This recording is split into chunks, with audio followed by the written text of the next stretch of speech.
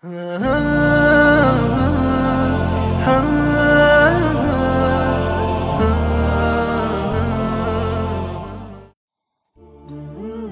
mau tunjukkan satu aja dari sekian banyak amal soleh yang kita titi sampai dengan malam ini. Sholat saja. Saya sering katakan kepada Anda, kalimat sholat pertama dibuka dalam Al-Quran dengan kalimat jama' ghair mahdud, jama' tanpa batas. Kalau ada jama' tanpa batas, itu berarti menunjuk kepada semua ragam sholat yang pernah ditunjukkan dalam Al-Quran, dituntunkan dalam sunnah Nabi. Kalau semua jenis sholat, itu berarti mencakup yang fardunya plus sunnahnya. Karena itu bentuk tulisannya ditulis dengan alif, lam, sad, lam, wawu, fathah tegak, ta. Gini.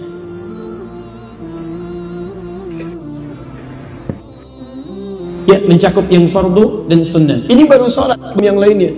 Saya tanyakan kepada Anda, pernah nggak selama hidup ya? Ini evaluasi kita saja. Kita belum bicara turunan materinya. Pernah nggak antum selama hidup keluarkan semua jenis sholat yang disebutkan di Quran dan hadis? Lalu Anda bikin menunya misalnya. Hei Anda yang pernah belajar bertahun-tahun hanya untuk mencari dunia, TK sekian tahun, SD 6 tahun, SMP 3 tahun, SMA 3 tahun, S1 4 tahun, S2 2 tahun, S3 2 tahun. Berapa tahun Anda kumpulkan untuk mengejar dunia? Berangkat gelap, pulang gelap, ada yang ikut seminar, ada yang ikut stadium general, macam-macam Anda kumpulkan. Pertanyaan saya, dari sekian menu dunia yang pernah Anda rinci, sampai Anda tegaskan, mau kuliah sekian SKS, ini materinya, Anda pelajari, saya tanya pada antum, kurikulum kehidupan Anda pernah nggak Anda keluarkan? Berapa SKS Anda pernah tunaikan pelajaran sholat itu? Berapa SKS Anda pernah kumpulkan materi sholat itu? Satu aja yang paling sederhana, pernah nggak Anda keluarkan? Ini sholat fardu saya subuh sampai dengan isya, itu wajar. Yang jadi pertanyaan, di luar itu pernah nggak? Ragam sholat saja jangan-jangan kita nggak pernah kenal. Tahajud, qiyamul lail, rawatib yang 12 rakaat, syuruk itu, duha itu, sholat wudhu itu, semua jenis sholat sunnah pernah kita keluarkan. Itu baru sholat.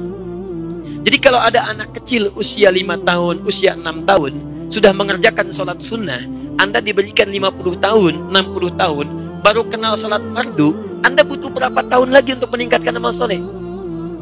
Saya mau tunjukkan pada antum sekalian.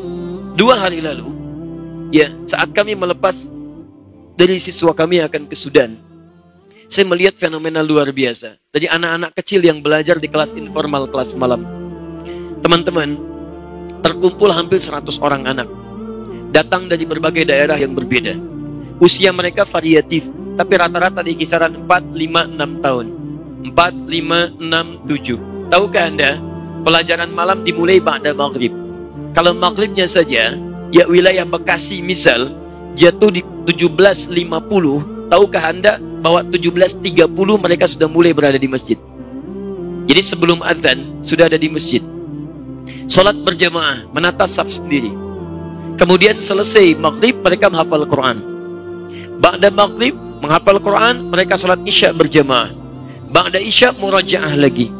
Kemudian mereka mendekat pada gurunya, lalu melepas gurunya, baru pulang ke rumah jam 9 malam. Anak usia 4-5 tahun, maaf, sebelum azan sudah datang ke masjid. Salat berjamaah, mereka menghafal Quran. Isyanya berjamaah, murajaah Al-Quran. Jadi kalau Anda diberikan 40 tahun, 50 tahun, mohon izin, sampai malam ini pun sudah puluhan tahun diberikan, bahkan sudah qomat belum tergerak ke masjid juga, Anda butuh berapa tahun lagi untuk mengalahkan anak-anak usia 4-5 tahun? Berita kurang menyenangkan ya, mereka belum taklif. Jadi belum ada kewajiban beban ibadah, tapi sudah mau ibadah.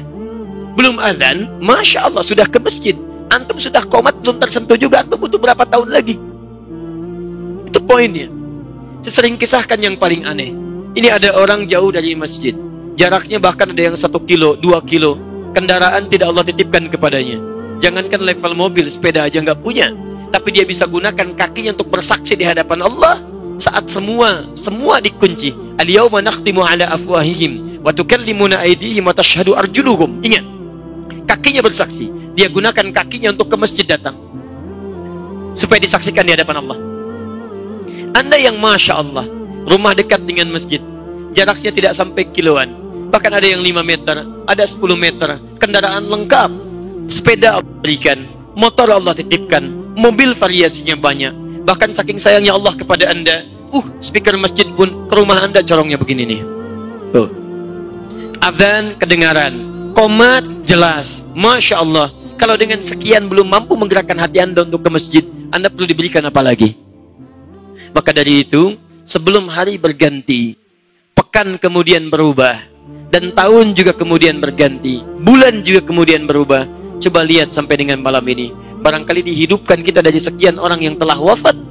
Saking sayangnya Allah supaya kita kembali merubah diri. Yuk, ini bagian pertama. Itu baru sholat ya, belum infak.